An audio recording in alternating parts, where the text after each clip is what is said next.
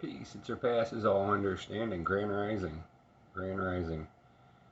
Day after surgery, and I hurt. If I can, I'm gonna try not to do much laughing or coughing or sneezing or any abrupt movements. But everything went well. Everything was great, and it was nice to see the surgeon.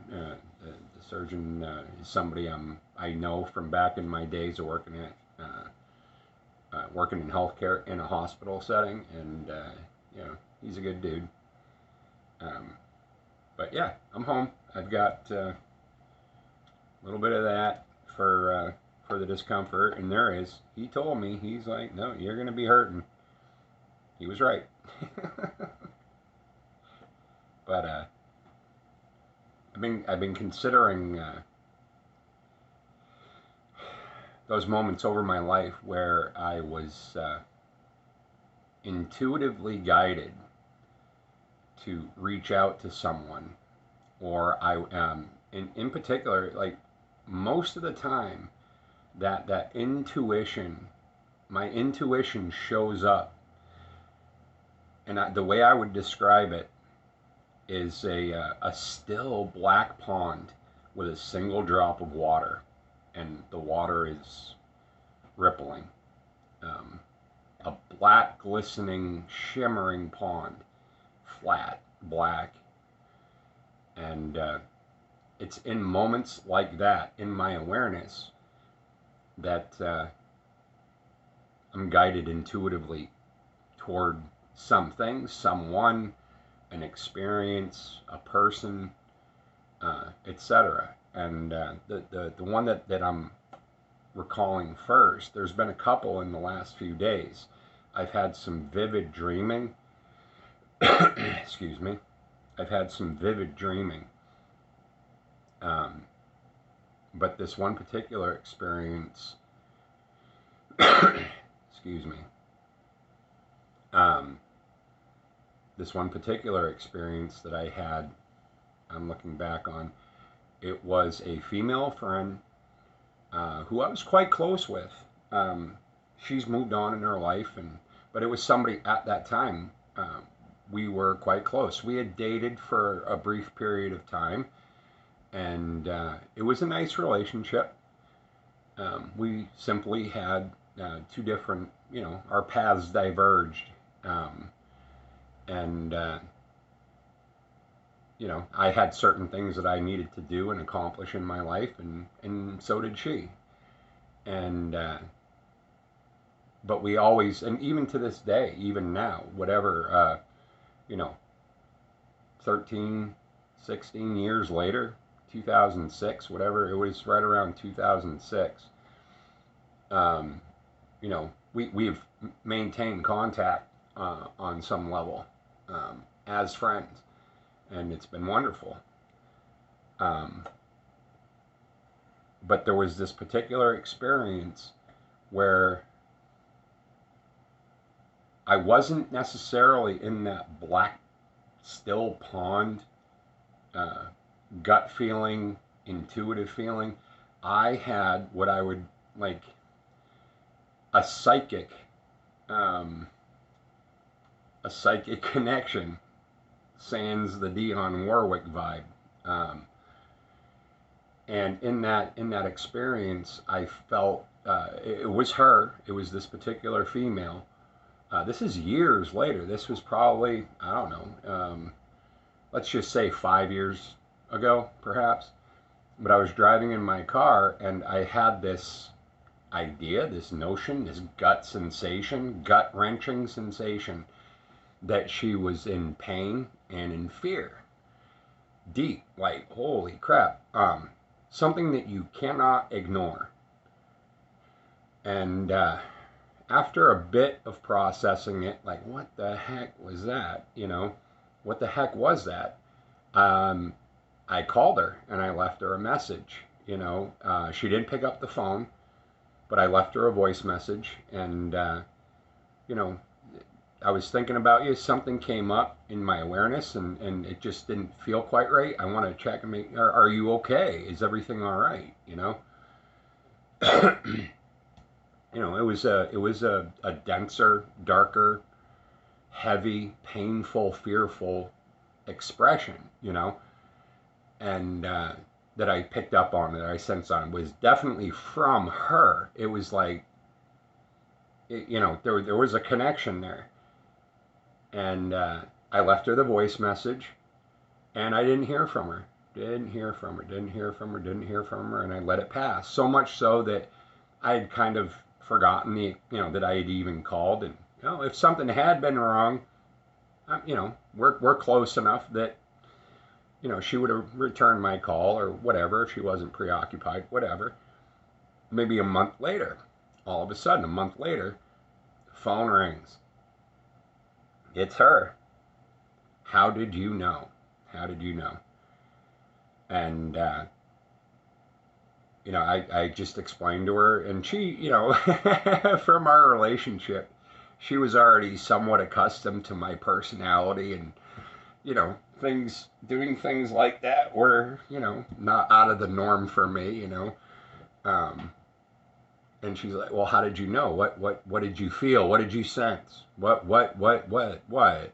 And she was a little frantic about it. And I said, I told her exactly what I felt. I said, it felt like you were in pain and in fear. And, enough that I felt compelled to call you. And she began to, and it was that day that I called her. She was in the hospital, and she had expressed to me that she had had a miscarriage. And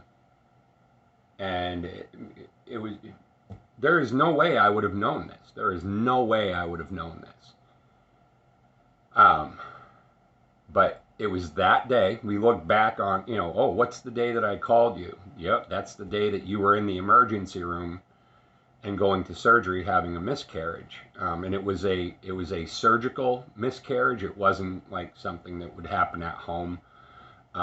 She knew something was wrong. She went to the emergency room, and it was a surgical procedure rather than something else. And that's how she described it to me. That's what she said happened. And in that moment, okay, that makes sense, and that addressed the feelings that I had, and she was blown away, and I was blown away, and like, wow, and holy smokes. And a little bit more time passes, quite a bit more time. 6 months later, she contacted me, and we ended up going out for coffee. Just that, as friends, going out for coffee kind of thing. We actually went out to, we went out for dinner, a light dinner, and had some nice conversation. But mid conversation, mid dinner, not mid dinner, end of dinner, as we were leaving the restaurant and exiting and going out to her car, we sat in her car, and she expressed to me that it was not a miscarriage. That it was an abortion. She had gotten pregnant and whatever, and for her in that particular time, an abortion was the choice that she had made, and there was no judgment on my part. But she corrected herself. She addressed her mistruth about the miscarriage, and we moved on from there, and we're still friends. She's moved on, and whatever. So there's that one experience. But the profundity of that experience, and then over the last couple of nights, it's been, again, it hasn't, there is a calmness, like that calmness that I would describe as my flat black still pond.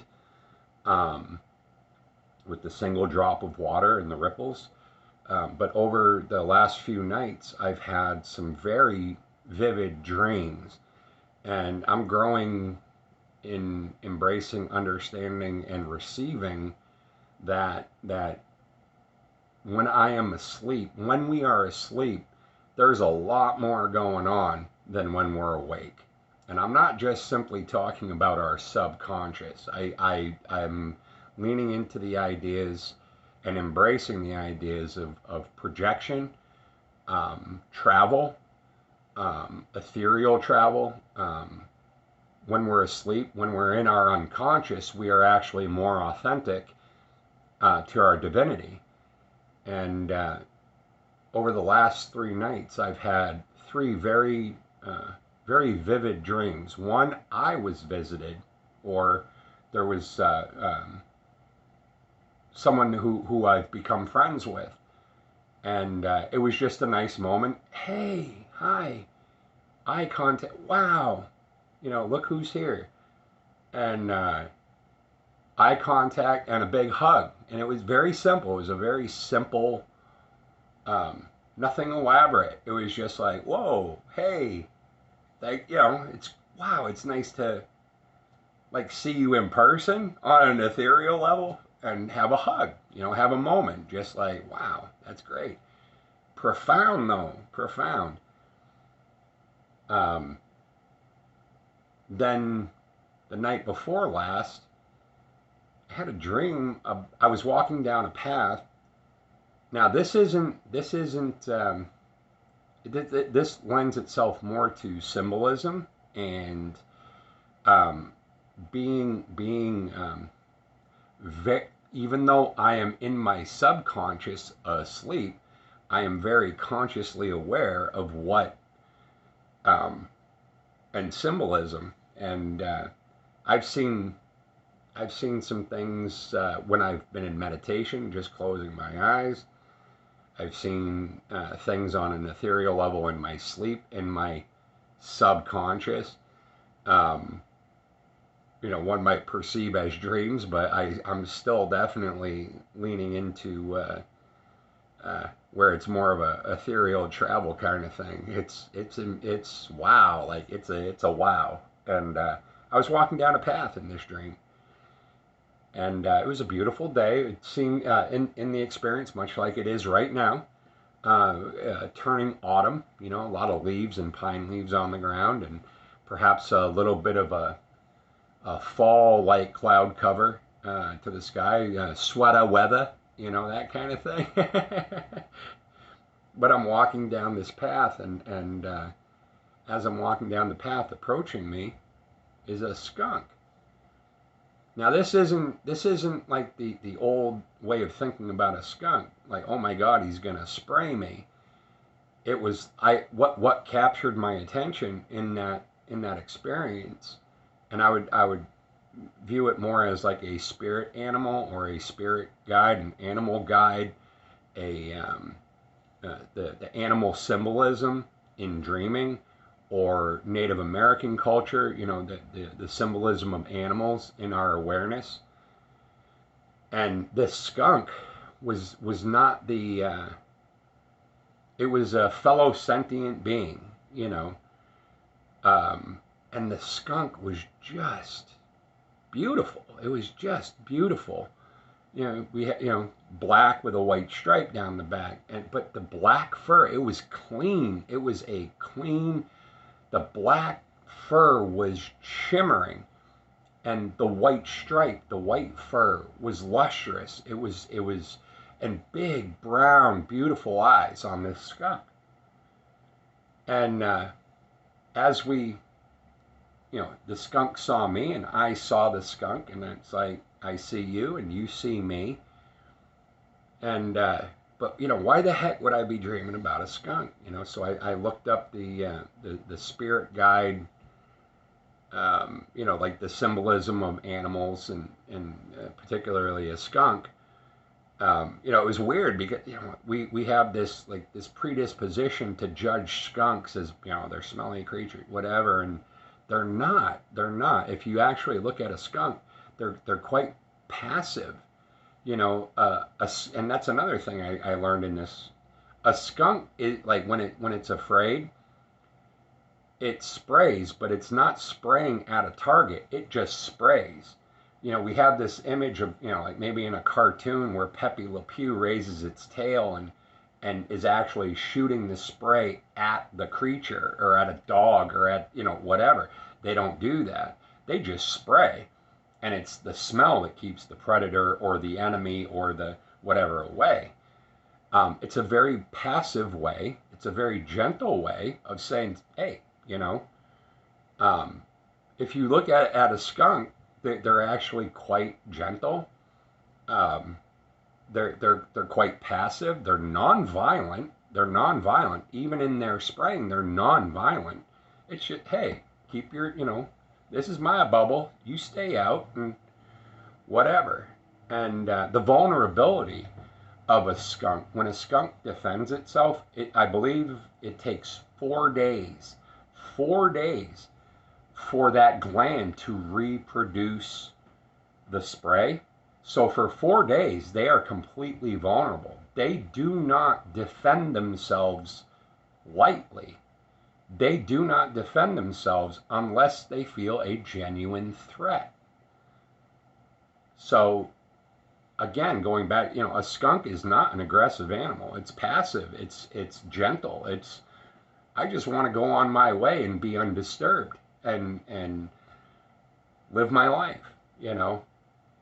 So for it to feel so defensive that it sprays, it knows that it's going to take. I'm like, once I spray, I have to kind of hibernate and I'm going to be vulnerable because I will have no defenses for that period of time.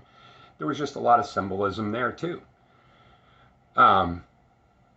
Very vivid dream, very vivid. But what really captured my attention is in the dream the beauty of the skunk. We have this common misconception of a skunk is something to be like startled by or afraid of, or ew, a skunk, and I'm looking at this skunk and it was just fucking beautiful. It was beautiful. The black shimmering fur and the white lustrous stripe down its back and the beautiful deep brown eyes, a warm animal, the sentience of creatures, they think and they feel. And then last night, and I don't know, I haven't had any confirmation. The confirmation of the skunk experience was, dude, I've never spent time thinking about skunks. Why, where the hell did that image come from? But as, after I read the description of the symbology in Native American culture about skunks, that was the validation. Like, oh, I get it. There's a lot of the characteristics or the things that I read about are actually things that are unfolding, manifesting, transforming, whatever, in my actual reality. So it was very, very interesting. Very interesting to have that dream. And then last night, so this, earlier when I was still asleep, there was the same friend that I had the ethereal experience about, hey, there you are, and having a hug kind of thing. Excuse me. A lot of the coughing I'm still experiencing from being under sedation. They had a tube down my throat, so I've got a bit of a rasp from the tube. Anyway, excuse me. I haven't had any confirmation about this one, but the same person 3 nights ago or 2 nights ago, whatever it was, having that moment of, hey, I see you, and wow, it's great to, and let's have, and have a hug, a perfect hug, and like meet on the ethereal plane. Same person. Last night, I had a very vivid, ethereal experience. There she was again in that ethereal experience. Ethereal experience. Did I just say that right? Wow. Sometimes you talk and you hear the word, it just doesn't sound right. But she was there again, and she was expressing to me that she had a fever. She had a fever. I have a fever. Visibly, her ethereal body didn't look ill or sick or flu-like, but she was expressing to me, I have a fever. Uh, and my first, because of all the nonsense going on in the world, like, fever how? Um, fever like you've got the flu, or fever that you're feeling very passionately about something, or the description or the definition of fever was vague. um, so I don't know, maybe I'll be able to have some level of conversation with her and maybe express that and find out if there's some connection. you know Very interesting experience. Something else I'll touch on briefly, and I'm definitely running close to my end. Usually it's about a half hour it gives me, and I'm at 21 minutes. So um, I'll just touch on this briefly. Going back to the skunk and the sentience of animals. Um, Several years ago, 3 years ago, 4 years ago, 5 years, whatever it was, I don't remember. But in the last several years, I got a massive septic infection in my jaw. Um, and my dog knew there was something wrong with me. He took care of me. It was amazing. Now, I was very sick. Um, got it all taken care of, whatever. But this has to do with my dog. He knew I was sick. He knew. And he laid beside me. I mean, for a week straight, whatever, while the antibiotics were working. He was on the couch with me, in the bed with me, right by my side the whole time. And there was one particular experience that really like nailed it home, where he was laying beside me on the couch. I was very sick, shivering. I had a fever, and he began, we know dogs, they lick a wound. He began licking my face.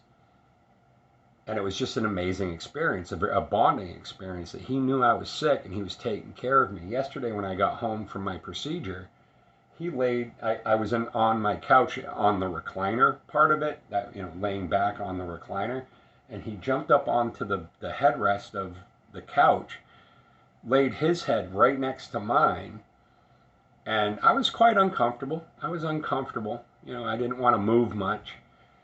And he just was putting his paw on me, like putting his paw on my shoulder and like kind of doing like a brushing motion on my shoulder, like, hey, I'm here, dude. I'm here. And he does this thing with his paws where he puts his paw on you, and he kind of like grips. He kind of does this with his paws, like very tender. But just, and I was looking at him, I'm like, dude, I love you, man. You are the balls. You are just so tuned in, and the look on his face, the expression on his face for a dog, he's so expressive. And he's looking at me like, yeah, I love you. You feed me, you walk me, you pet me, you groom me, you give me baths and give me treats and hug me. And, it's like, I love you. And it's reciprocal, and maybe I can't do anything for you, but I'm going to put my paw on your shoulder, let you know I'm here and that you're special to me. And just like you guys are special to me. Amazing experience. With that, have a glorious day, you guys. Have a glorious day. Boy, amazing experiences. This has been a trip. This has been a trip. Glad you're here. Thank you for stopping by. A peace that surpasses all understanding. And have a wonderful day. Big hugs. Big hugs. Have a great day.